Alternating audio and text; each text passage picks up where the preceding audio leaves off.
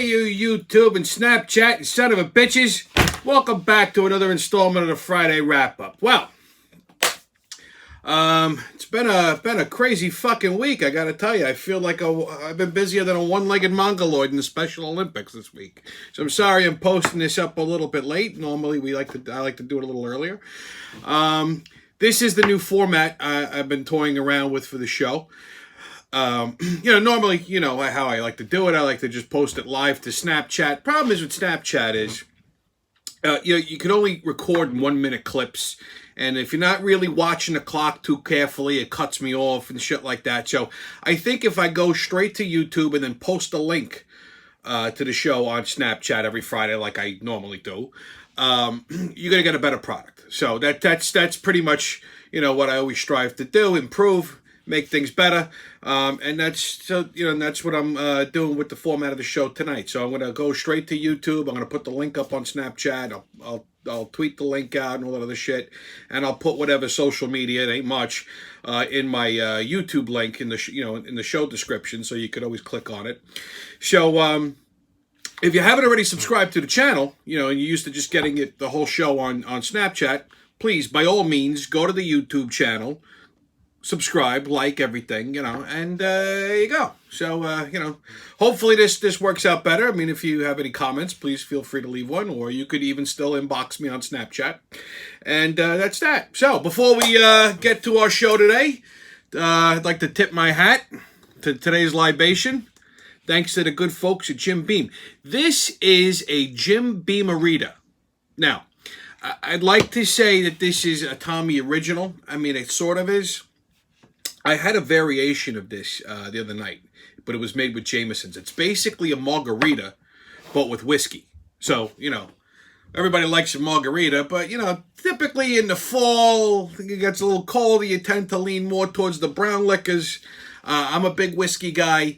I prefer my whiskey on the rocks, but every so often I like a whiskey cocktail. So, this was a natural segue to it. So I didn't have any Jameson's, so I used some Jim Beam, and I gotta tell you, it came out pretty fucking spectacular. So salud, drink up and be somebody, huh?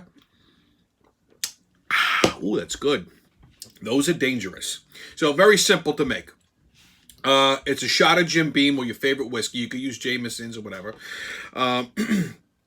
It's half a shot of lime juice, half a shot of Cointreau, and 1 shot of simple syrup. You put it in a cocktail shaker, give it a good shake, put it over some fresh ice.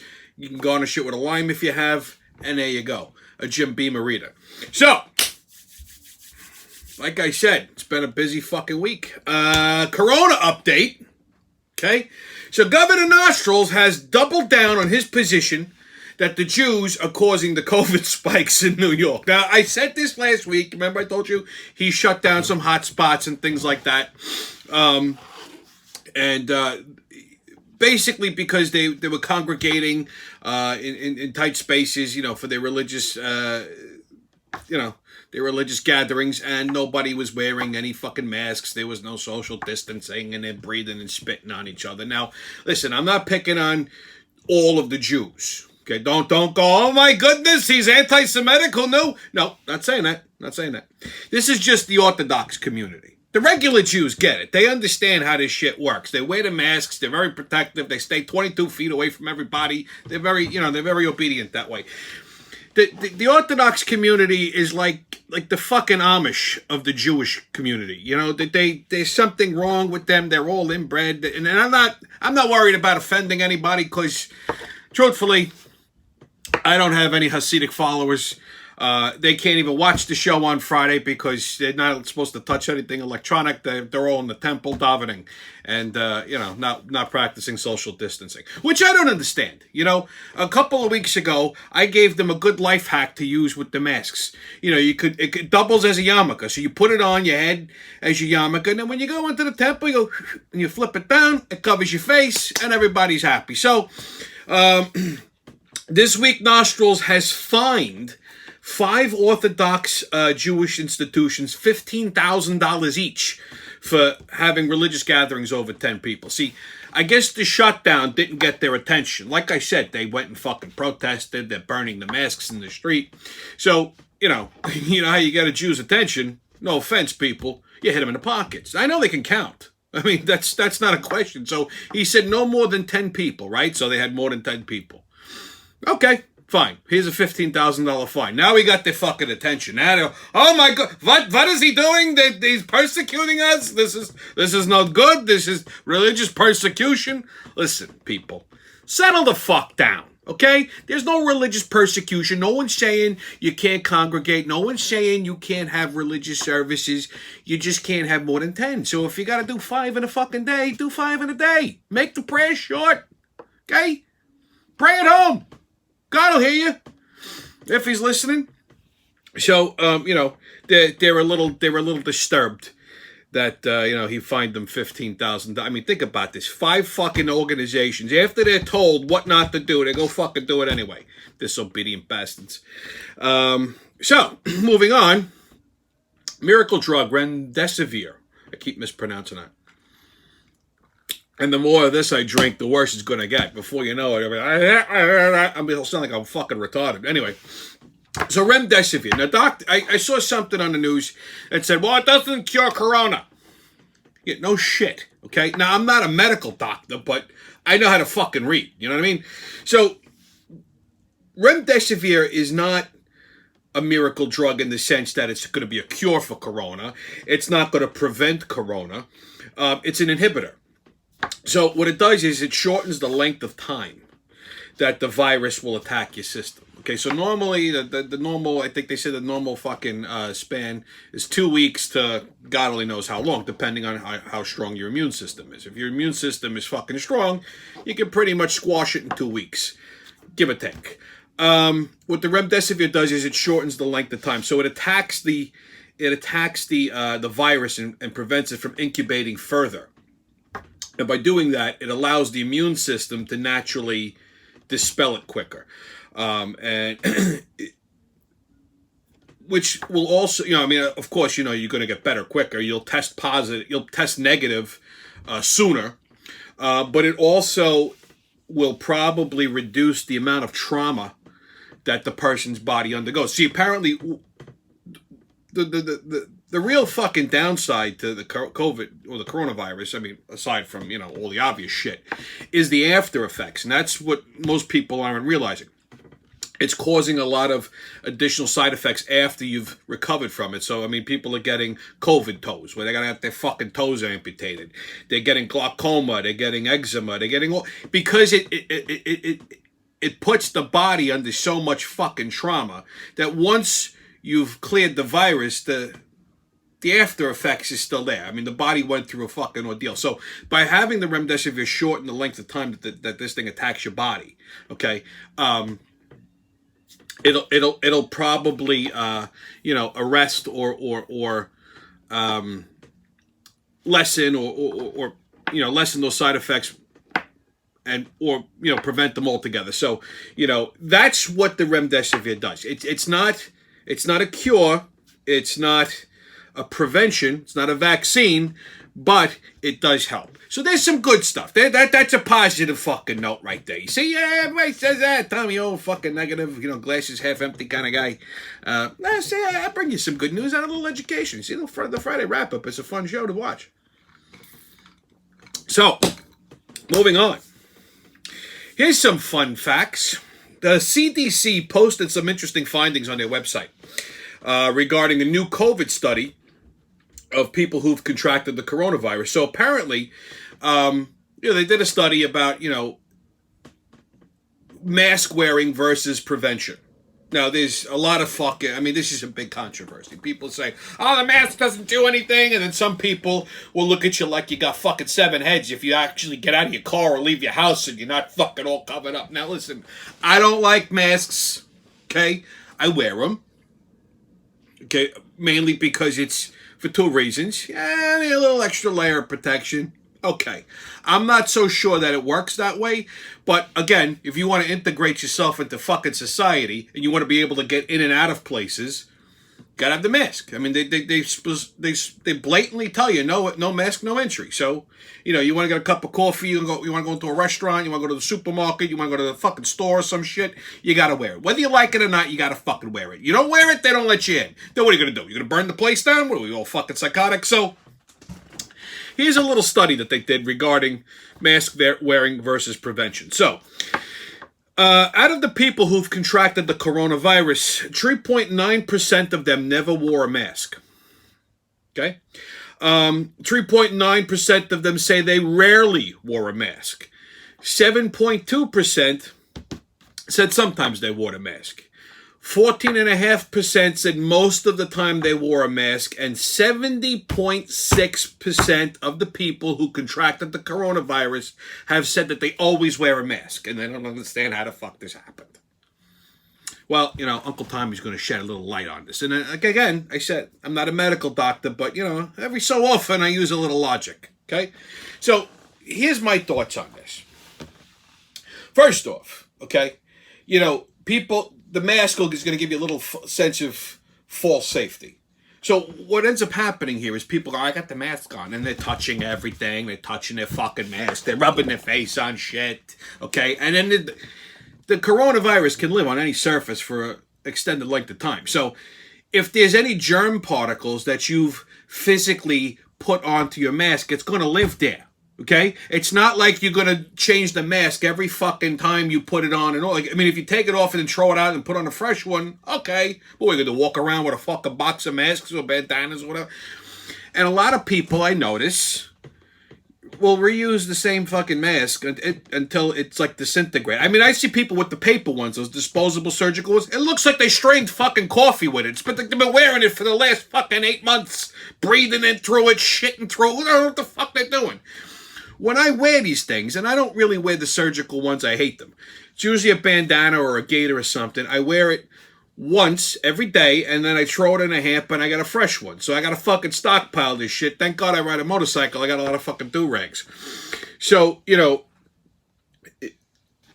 reason why the majority of the people who've had coronavirus got it while still wearing a mask is probably because they're not practicing proper mask techniques. Change your fucking mask every day, you stupid bastards.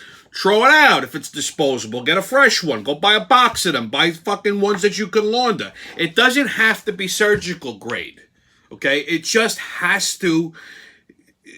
Just a little barrier. And don't fucking touch nothing and then touch the mask. I mean, I know, I get it. It's hard to do because then the first thing you do when you walk out of the store is you take it off and then you sanitize your hands. Here's an idea. Sanitize your hands before you touch your fucking mask.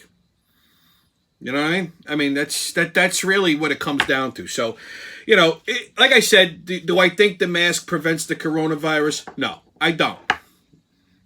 But unfortunately, in society, sometimes you got to go along to get along. You can't really, I mean, how many times I fucking get out of my truck, I'm walking into Dunkin' Donuts or walking into a fucking store or something, I have fungal, I forgot my mask, I gotta turn around, go back, and people look at you like you're insane. I swear to God, I walked into a CVS about a couple weeks ago, and I just completely forgot. I had it around my neck, I had like the thing, I had it around my neck, I forgot to pull it up. I walk in through the store, and of course nobody's going to say nothing to me because I look disgruntled without it. And I'm wandering around the store, and I noticed I was getting these weird looks from people. Well, what the fuck is wrong with these assholes? And I caught my reflection in like a plastic display, and I went, oh shit, there's a face. I forgot to pull my fucking mask up. So I pull it up, and of course it had some smiling clown on it, and that terrified a child. I was in a fucking nursery, a couple weeks ago, and because I had like, a kid thought I was a fucking Halloween display because I had like a smiling skull. He's like pointing and looking, and then I turned around and winked at him, and he fucking ran away. I scared the shit out of him. So hopefully I traumatized the child. That's nice. But so, bottom line here is the mask a prevention? No. Is it a necessity for society? Unfortunately, yes. So put your fucking mask on, and when you wear a mask, make sure you change it every day. All right, so there's my little health tip on your Corona update. So due to the corona pandemic and the wonderful fucking leadership skills of our fearless Mayor Muppet Hands de Blasio, we lost a couple more New York City landmarks this week. Unfortunately, the Roosevelt Hotel in Times Square, which has been in New York City, it's been a hotel in New York City, named for about 100 years, okay, closed this week due to the fucking corona pandemic. Nobody's listen, everything is closed in Manhattan as far as Broadway shows, anything tourist driven. So nobody's going to the fucking city to stay overnight, hang out, whatever. I mean, you can't go to a bar, you can't go to a restaurant, you can't fucking do nothing, okay? It's like a ghost town. The only thing you can do is loot, protest, and riot. That's it. And those people don't need fucking hotel rooms. Okay, so hotel's empty. The bills still keep running. So unfortunately, they couldn't cover the overhead. 100-year-old landmark hotel closed. Another travesty. Dangerfield's Comedy Club. Now, Dangerfield's Comedy Club is a comedy institution on First Avenue. I've gone there numerous times. I haven't performed there. Okay, everybody thought, hey, you should do stand up. No, that's all right. I've never performed there, but I have been there numerous times. I've seen a lot of great comedians there. My one of my fellow Brooklynites, Andrew Dice Clay, taped a special there. It was started by the great comedian Rodney Dangerfield 50 years ago. Okay, that just closed. Again, nobody's coming to comedy clubs, unfortunately.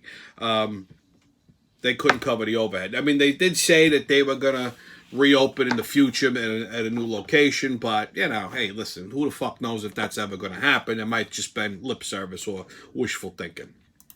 So that's your Corona update. Well, now it's that favorite time of the show, kids. You know which time it is. Get those tickets out, baby, because it's time to get on the crazy train. All aboard! Woo-hoo! Okay, so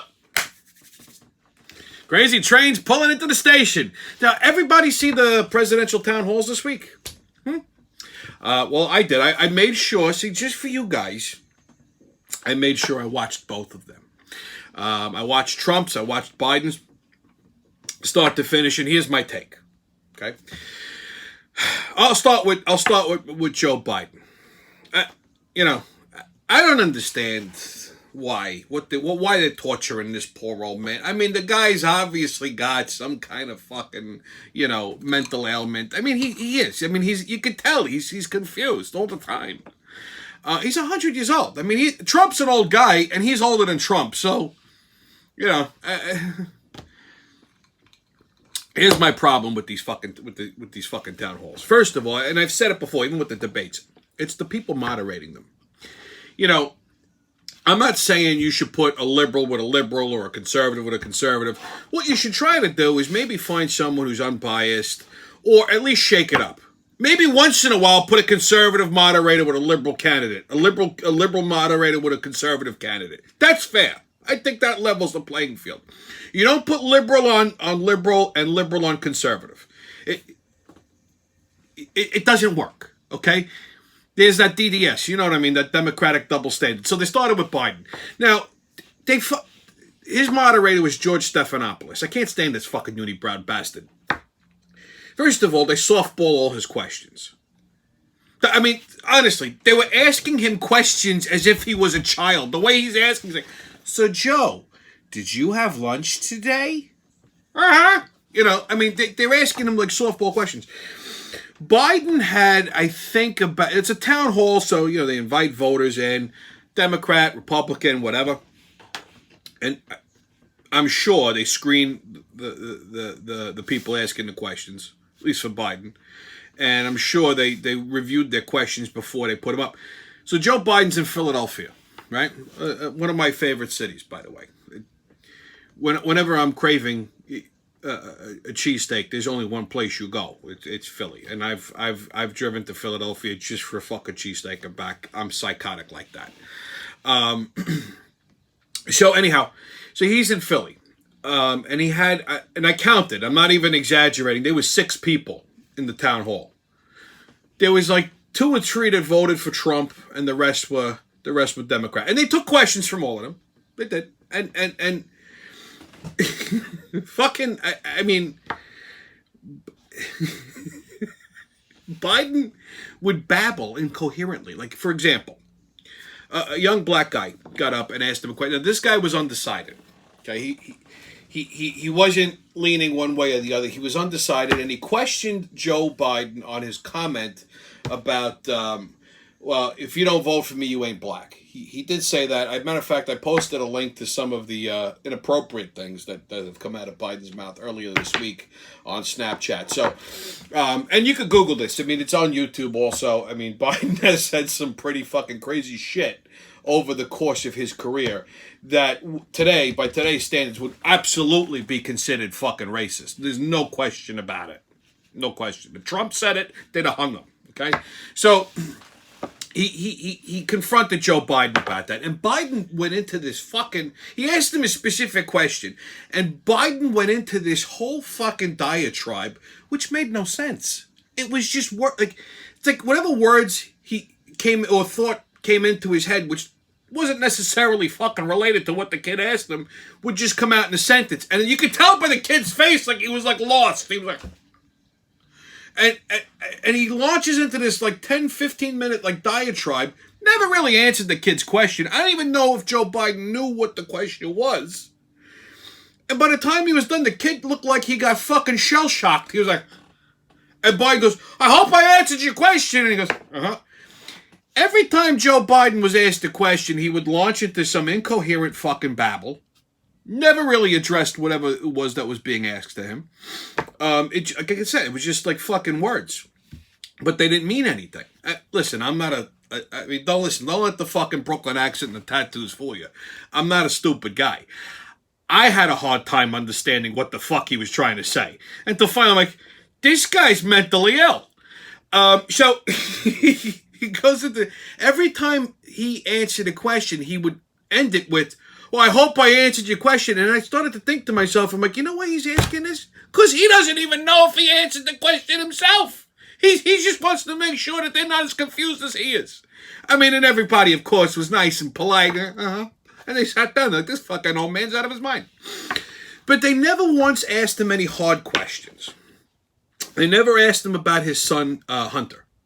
Matter of fact, just this week, emails were recovered from Hunter Biden. Apparently a laptop that he had, or the Beau Biden Foundation had, which was, dissected. And they found ~emails between Hunter Biden and some fucking muckety-muck in the Ukraine that had to do with that whole, that board of directors he was on in that Ukrainian company. And Joe Biden had said previously that I never had any dealings with anybody in the Ukraine. I have no dealings with my son's businesses or anything like that. He basically said there was no quid pro quo. There was no nothing. He had no communication or conversation at all with anybody from this Ukrainian company. The email is from the head of this Ukrainian company to Hunter Biden directly, referencing a conversation and a meeting that he had with Hunter and Joe. Okay, now, of course, Joe's camp said, there's nothing on the schedule that said he had a meeting. Well, it doesn't necessarily have to be fucking scheduled. He could casually bump into him somewhere. He could have had a cup of coffee. So, a phone conversation. So, bottom line here is, Biden is claiming that he had no conversation, no dealings whatsoever. You got an email here that basically refutes that. On top of which, to prove that it was Hunter Biden's fucking computer, they retrieved other personal photographs of Hunter smoking crack and getting a blowjob from a hooker. Some naked pictures of him, with doing, engaging in lewd acts with other women. I mean, this guy's a fucking, he's a good time, right? I mean, so, Trump's camp has alluded to the fact that they have some more damaging information, which they'll probably release closer to the election. Now, here's how I know that there's some validity to this email. If it was absolute bullshit, they would have came out and fucking squashed it. They would have said, this is bullshit, this is this is that. They would have totally done something to just kind of discredit it. They didn't really do anything. They're kind of holding back to see what else the Trump people have in the waiting. What else is out there if this can be dismissed or whatever. So I think in the next couple weeks we're going to see some fucking crazy shit coming out. But my point is, Stephanopoulos totally sidestepped this. Never mentioned it, didn't mention anything. Now, Trump got impeached for asking a fucking question, and they said that he was trying to commit quid pro quo. And his defense was, no, I was inquiring about what the former VP did. Because what the former VP did, if this is in fact true, is quid pro quo. He basically, strong-armed the Ukrainian government, or this company. Listen, you put my kid on this board, you pay him X. Who knows if I'm sure he caught some money on the back end, because Biden, before, was struggling financially for a little while he was VP because of the medical bills that had to go, that went along with Beau Biden's condition. Unfortunately, he lost his son, Beau, to cancer, and, whatever, treatments or what have you. Joe being his father, listen, I don't say the guy's a bad guy. He pretty much went into hock trying to get this kid, treatment and what have you. So they put together a foundation. Of course, they all got a fucking tax shelter. So point is, there was some financial struggles there. Okay? So that's got to come out. At some point, that's got to come out. But they didn't even ask him the fucking question. The one question I do give Stephanopoulos credit for, of course, he asked him if Biden is in favor of packing the court. Because, there's this whole fucking thing with this, Supreme Court, too much fucking Jim Beam. with this whole Supreme Court appointment. So, he did ask, and Biden completely just fucking avoided the question. He and Stephanopoulos said, "Don't you think, the voters have a right to know where you stand?" He goes, "Yeah, they do, and they'll know, a couple days before the election." So again, their plan here is if this judge, this Amy chick gets appointed as a Supreme Court judge, their plan is to pack the court with liberals, so to offset the ratio, basically pad their end, okay, which I completely disagree with, but that's just me, okay. Now, Trump, on the other hand, his town hall was in Miami. Completely different fucking scenario. Biden's was a nice, casual conversation with George Stephanopoulos. They had 3 or 4 people. They had 2 Trump supporters. The rest were all Biden supporters, Democrats, people who voted for Hillary Clinton. Trump's, on the other hand, total polar opposite. One, he was being interviewed by Samantha Guthrie, who, smiles but has a fucking vendetta for this guy. I mean, every time I see this woman's face, I get enraged. I want to throat punch her, okay? But I won't do that to a lady because I'm a gentleman. So she's obviously left-leaning. He had far more people there than Biden. And I would say that, truthfully, I would say that it was pretty equal. You had a lot of Trump supporters. You had a lot of people who were, undecided. You had a lot of people who voted Democrat. Okay. As a matter of fact, just funny enough, over Trump's left shoulder, there was this young black girl. Pretty, at least from what you could see, because she had a mask on. Clearly a Trump supporter. Because every time Samantha Guthrie would give Trump a hard time, you could see it in this woman's eyes. She wanted to come out of her seat and fucking stab this woman. Like, she just, you could tell she was protective. And I'm thinking to myself, that's pretty cool. Anyhow, so first off, it started out, there was no softball questions with Trump. He was like debating the fucking moderator. The moderator was debating him, I should say. Like, she would ask him a question, he'd answer, and then she starts debating him. I'm like, this isn't a fucking debate. It's a town hall. You ask a question, you move on. Okay? They keep pressing him on stupid shit. His COVID illness. All right, the guy had the coronavirus. Then he got over it. He took the remdesivir, he took that fucking little magical cocktail, and the guy's in better fucking shape than he was before he got the coronavirus.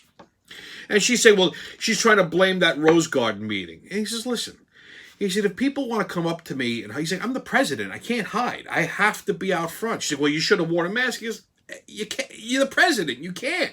And listen, he wears the mask where the fuck when he's out in public.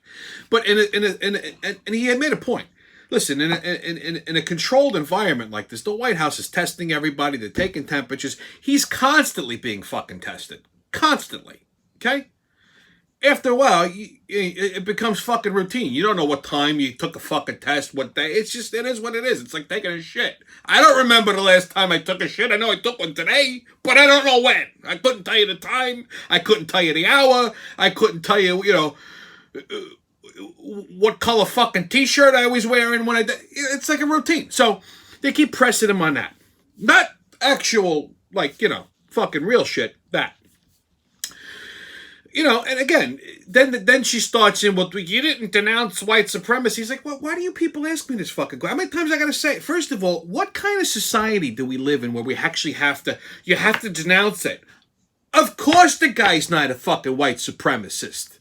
I mean, listen, I'm not gonna run down the list, but if you look at some of the, a lot of the things that he's done for, Black and Latino communities, colleges, funding, jobs. I mean, Google it. It's out there. It's not hidden information. He's done probably more than any other president. Okay, and that's a fact. And if you look at Biden's track record, it's the exact opposite. Okay, when you ask Trump about the economy, he's got a proven plan. It already worked. Okay, his tax cuts worked. His tax cuts, yeah, they helped corporations, sure, because they were able to keep more money, repurpose it, expand, hire more personnel. Biden's fucking economic plan's a complete shit show. I don't understand what's in this guy's head. He thinks by raising taxes, okay, that's going to stimulate the economy. So he said he's not going to raise someone's personal taxes, but he's going to eliminate the 18% Trump tax cut. So by just doing that, he's raising your taxes, because now you lose that standard 18% deduction. You got to take line item deductions, which don't equal the same amount that the 18% does. So you're going to get back a smaller return. Feds keep more of your money. Okay? By removing tax incentives for corporations, big corporations, especially during a fucking recession, okay? That means companies have to pay out more money. So that affects their bottom line. It's a business. They're not here to support the country. They're here to make money. So if I got to pay more taxes, I got to cut spending someplace else. Where's the first place they go? Fucking personnel. Half of these people are laid off anyway, so you just don't bring them back. So now what do? You flood the unemployment market, right? So now you got record levels of joblessness. This isn't fucking rocket science. And he wants to take he figures by increasing taxes, he could take that money and repurpose it to a green effort, for electric cars and shit like that. And that's going to create more jobs. But this motherfucker is dreaming. That's a pipe dream. That's not real. Okay, what he's going to do is plunge us into a fucking deeper recession. So, not to get overly political, point being is, two completely different levels of town hall meetings. Biden gets the softball questions, completely fucking incoherent. I mean, you could tell by the way this guy answers. He doesn't know what day of the week it is. Trump was pretty clear cut. Okay, he was affable, he was pleasant. One woman who looked a little deranged, I'm not gonna lie. She said she voted for Hillary Clinton, but she's up there complimenting the president. She said, you're so handsome when you smile. And he gave, if you listen to his reasoning behind the things it makes sense. Okay, this is not a guy who, everyone says he's fucking evil. I mean, evil and this and that. They'll blame the fucking media. It's like, it's like me blindfolding you and telling you, here, trust me, whatever I feed you, you're going to eat it. I mean, I could feed you a handful of shit, you got to eat it, right? So most people would say to you, no, I ain't going to do that. Well, of course not. So why would you do that from the media? Most people get their information by watching the news. The news is not there to actually give you information. The news is a TV show, like no different than this. It's to get ratings. So they if it bleeds, it leads. That's the fucking That's the mantra in the media. So you can't believe everything that you hear by these, because everybody's got a fucking agenda. You understand? Like if you listen to Fox News, okay, Fox News is primarily conservative. Okay, and everybody likes to fact check Fox News. And the rest of the news outlets are primarily liberal. But nobody wants to fact check them. So, my point is, you disseminate the information on your own. That's all I'm asking. Okay? So, moving on. And by the way, if you want to know who had the better, in case you haven't figured it out yet, who had the better fucking town hall, was clearly my friend Donald Trump. Now, on to Drunky Pants Pelosi. So, listen, there's this whole fucking stimulus shit, right? So Trump basically said, listen, I'm not negotiating with you crazy bastards anymore because these are all fucking mental. What she wants to do, her stimulus package, the Democratic stimulus package, is really geared more towards bailing out these Democratic-run states and cities. And he said, no, not negotiating that until after the election. I don't blame him. But he did say, listen, if you want to talk about an individual stimulus plan for Americans, I'll sign that shit tomorrow. Like more stimulus checks, whatever, all other shit. Fortunately, I'm lucky enough that I don't need a $1,200 stimulus. I mean, if you want to give it to me, I'll take it. I ain't stupid, but I don't qualify for it. I do okay. But that was Trump's proposal, because you put something in front of me that helps. Forget all this other bullshit that puts money in the American's pocket. I'll sign it tomorrow. You know what her response was? She said, and she actually said this, it was in a clip, that she doesn't want to do that because she'd be handing him a win before the election. These are the people that are also voting Democrat. Okay? I mean, you're playing politics with people's lives at this point. Now, is that fucking right? She's a fucking mutt, this drunken bitch. Okay? That's what she is. She's a mutt. They all harp on Trump's tax returns. Going back to the fucking thing, they keep asking Trump about his tax returns, and he says, "Listen, yeah, I owe $400 million in debt. Yeah, they're called mortgages. He's got billions of dollars in property, and $400 million in debt. He's completely under-leveraged. That doesn't mean he owes money to some fucking bookie in Russia, okay, or my cousin Vinny on the down the street. It's just they're mortgages. It's normal debt." Same with the $750 in taxes that he had to pay. That's the fictitious number. Everyone wants to see his fucking tax returns. You know whose tax returns I'd like to see? I'd like to see Pelosi's. I'd like to see Biden's. And not just their personal tax returns, but they all have tax shelters. I want to see the tax returns for those, because all their lobbyist money doesn't go directly to them. That would be too easy. It would be conflict of interest. They give donations to their tax shelters, their foundations, and then the foundations pay for things. That's how these fucking senators make their money. Okay, that's how they steal legally. So let's take a look at their fucking tax returns. You got a salary of $200,000 a year, but you live in a fucking $3 million lifestyle. Come on, right? So you got a person like Pelosi, who's a despicable human being. You can tell by looking at her. That's why she's melting like that. They want to play politics with people's lives. That's like somebody gets shot in the street. Do you call an ambulance to take care of the person who's injured, or do you go after the guy who shot him and let the person bleed to death? You take care of the fucking person first, and then you go find the fucking guy who shot him. That's what this is. Trump wants to take care of the fucking person bleeding in the street, and this jerk-off wants to step over him and go look for the person who fired the gun.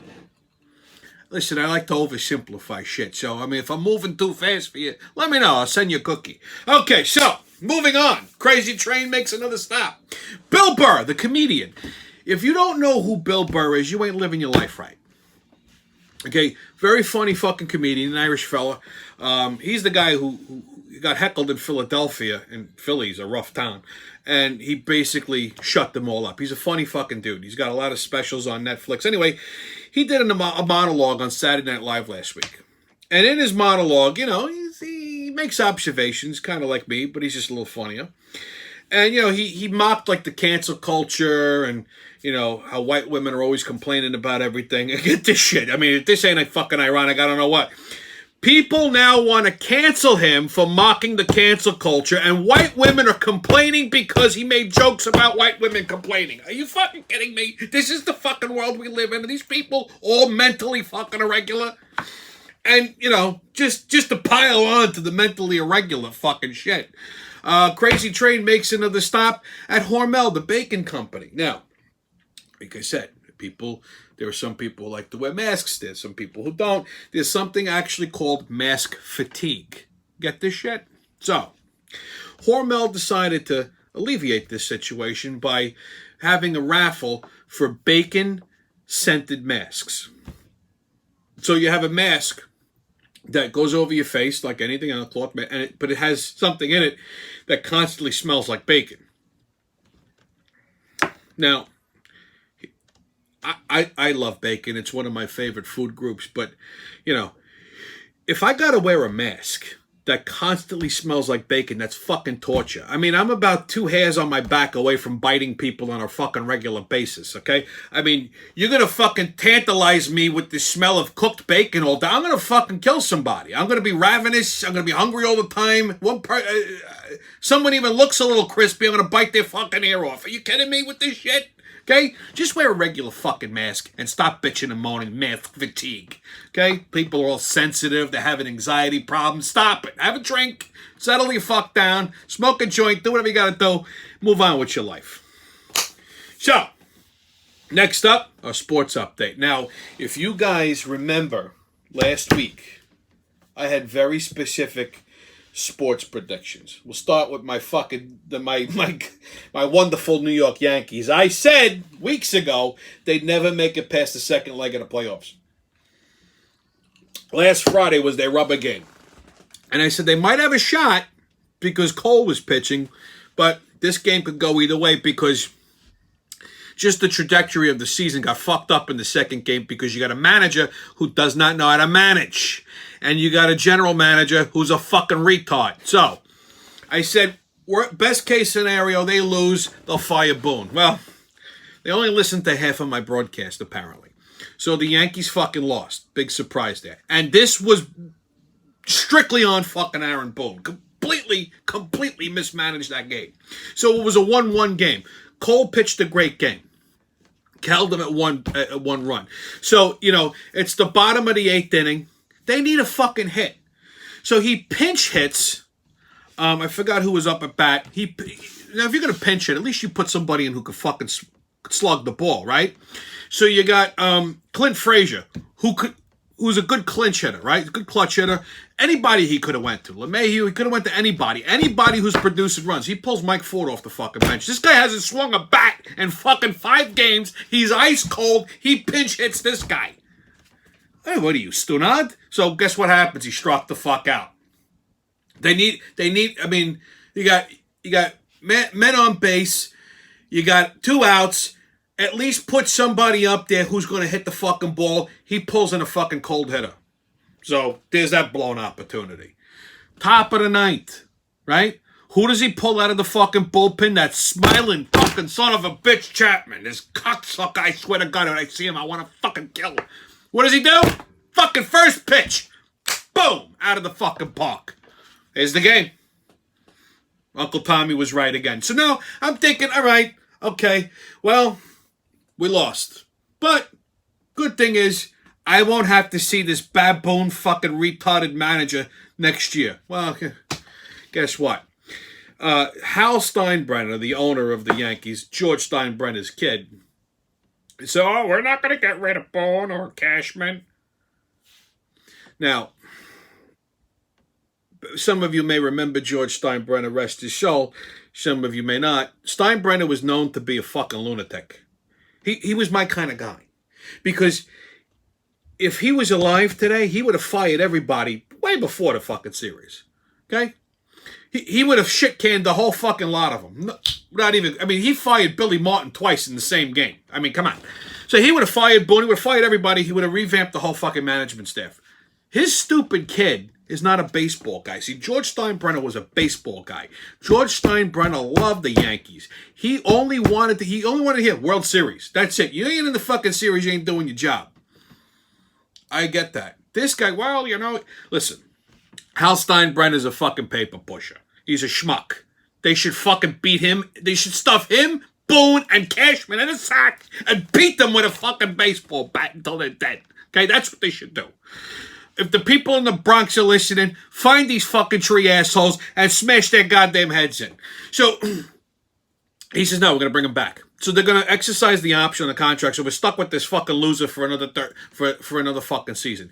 This guy does not know how to manage a team. He goes by analytics. Yeah, it's fantastic, but you got to have feel. You got to use your gut. You got to know how to fucking pull people in, switch the lineup. And I've been saying this for a long time.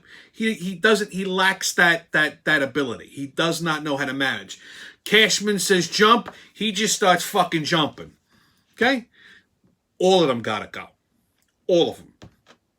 Unfortunately, we're going to have another fucking shit season tomorrow. The Yankees right now, on paper, better than on paper, they have the best fucking roster. This guy has gotten them to the point of failure and disappointment every fucking year. Girardi got them within one game of the World Series, and they lost only because the Astros cheated. This guy hasn't even made it past the fucking divisionals. He hasn't even gotten to the fucking pennant in 3 goddamn years. He hasn't gotten to the fucking pennant. It's useless. You got the best fucking team in baseball, and you can't get them to at least the fucking pennant? He should be gone. They kept him. So, buckle up, Yankee fans. Next year's going to be another fucking wet dream. Football. If you remember my football predictions, I said all the Giants had to do was win one fucking game, and they would be, in contention for first place. I said the Eagles would have lost. Guess what? They lost. I said the Washington football team, excuse me, I don't want to insult the fucking Comanches. I said they were going to lose. Guess what? They lost. And now it came down to the Giants and the fucking Cowboys. The Giants played a good game. Good, not great. Their defense is shit. It's shit. Their fucking defense is absolute shit. Okay? The defensive coordinator, I don't know what the fuck he's doing. The offensive coordinator, he needs a talking to. So, they were close. And 8 minutes left, they couldn't move that fucking ball 5 yards for a field goal to win the goddamn game. The Giants' fucking quarterback, Dak Prescott, goes out with a career-ending injury. They fucking hit him. His goddamn ankle buckled like a fucking paper tube. He's done. I don't see him coming back. So their fucking quarterback gets knocked out in the third quarter. You can't win this fucking game, you son of a bitch. Okay, they couldn't move that ball 5 yards for a field goal. Guess what? They turned it over to fucking Dallas. Dallas returns it for a field goal, wins the fucking game with 2-3 minutes to spare. I wanted to pick the television up and snap it over my fucking knee, but then I gotta go buy a new TV. So this week, my prediction for don't even watch. They're playing the Redskins, Washington football team. Again, the Comanches are going to tomahawk me now. Giants are playing Washington at 1 o'clock. Cowboys don't play till Monday. They're right now locked into first place. I think the Eagles are playing Ravens. Cowboys are playing the Cardinals. It's the battle of the birds all fucking week. The Giants don't have a shot against Washington. Washington's already, I think, a game up or 2 games up on them. They don't have a fucking shot. I mean, this quarterback, he had a lot of promise, but they never gave him a fucking chance to actually develop and cook because they fucked Eli Manning over too soon, and they put all their money behind this Daniel Jones kid. And I gotta tell you, I'm not fucking impressed. I'm not impressed. Okay, he fumbles too much, too many missed fucking opportunities. He's too young. He doesn't know how to fucking navigate the gridiron. And the Giants' season's over. I mean, they have a shot to actually get to first place because they to get to even the playoffs, even on a wild card, because the division is such fucking shit. They're gonna blow every fucking opportunity. They're 0-5, and the Jets, forget about it. They should just take a fucking knee for the rest of the season. They're shot. So that's your sports update right there. Nothing really to look forward to. Hockey season can't come soon enough. So. Like I said, it's been a pretty busy week, so I haven't really been out and about too much this week. I've been kind of busy laying low. I've had a lot of shit going on. So, but fall being fall, People like to go out and do all kinds of fall-like things. I mentioned this last week, apple picking, pumpkin picking, all that other kind of crap. So if you happen to find yourself out and about this weekend pumpkin picking, and, you come across a pumpkin that looks like this, well, congratulations, kids. You just found the fucking great pumpkin. And then you've come to the startling revelation that Halloween special, The Great Pumpkin, Charlie Brown, that you loved as a kid, was really all about a weird little fucking child named Linus that had a vegetable fetish and waited around in a pumpkin patch with a security blanket all night to fuck a pumpkin. So, there's that. And, well, that concludes our show. That's been your Friday wrap-up. I hope you like the new format, and I'll see you when I see you.